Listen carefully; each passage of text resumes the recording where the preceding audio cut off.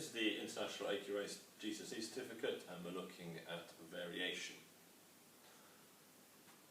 As we know, as a species ourselves, within that species there's a huge range of variation. There are over 7 billion people on the planet, and the majority of which are genetically unique to each other. And we need to understand what has caused that.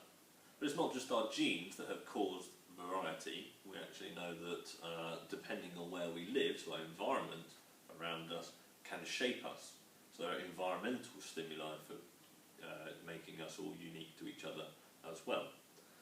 And the same applies across the whole world in terms of plant and animal kingdoms, that there is a huge range of variety out there, and it's driven by a huge number of different sort of characteristics.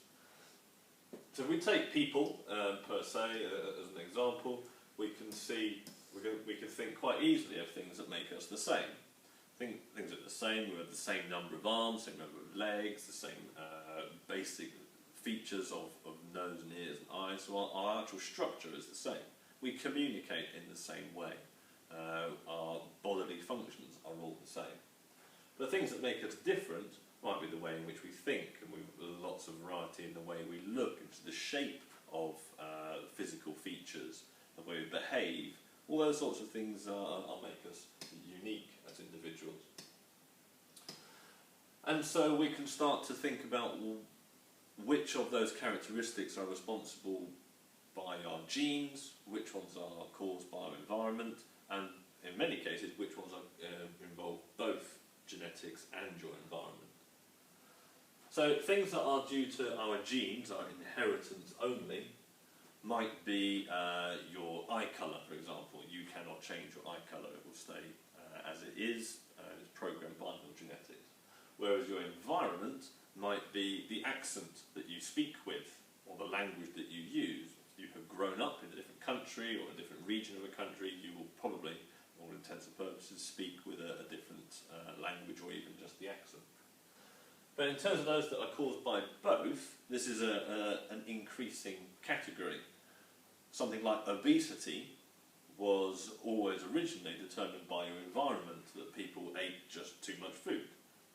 But now people are apportioning your risk of obesity and your likelihood of becoming obese to genetics, as well as the opportunity to eat enough food to make it happen anyway.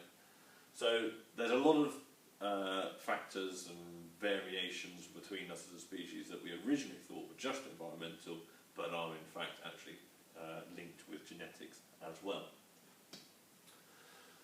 So we've looked at where the information is stored, and it's in the nuclei, on the chromosomes. We looked at that in our previous video to do with the structure of DNA. So now we know that the appearance of an organism can be determined by its genes, but also by its environment. Those genes would be inherited from the parents as well. So together, that observable characteristics, so the hair colour, the height, anything like that, the thing that you physically see, we describe as the phenotype. So maybe remember that phenotype gives the feature that you see.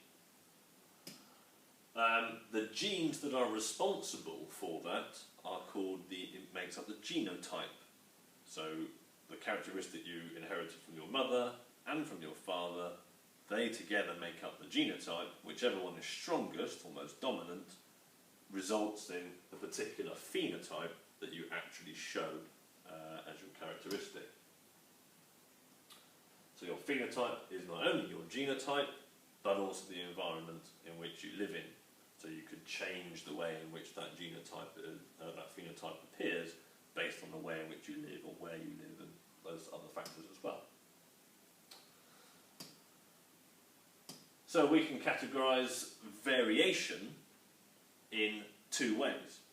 It could be measured as any value along a scale. For example, your height is one of these. You could measure your height to be maybe 167 centimetres, or it could be 167.2643, depending on how accurate your tool was. The point being that you could be anywhere along that range. So we describe that as a continuous variation. Whereas those that only have a few distinct options, for example, shoe size is either 4, 4.5, 5, 5.5. You don't buy shoes with 4.256 as your size. So because there are distinct groups, or only a few options, that is a discontinuous variation. Eye colour would be another example of that. It is either blue or it's green, or so on and so forth. And there's a number of variants, but there are only those limited numbers. You don't get everything in between on the scale.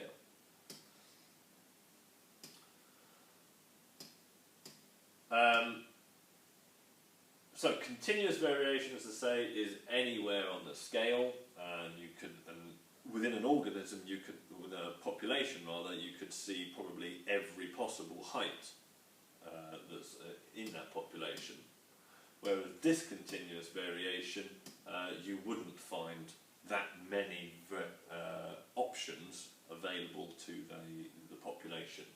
So within the human population, there are only 4 blood groups, even though there's 7 billion of them.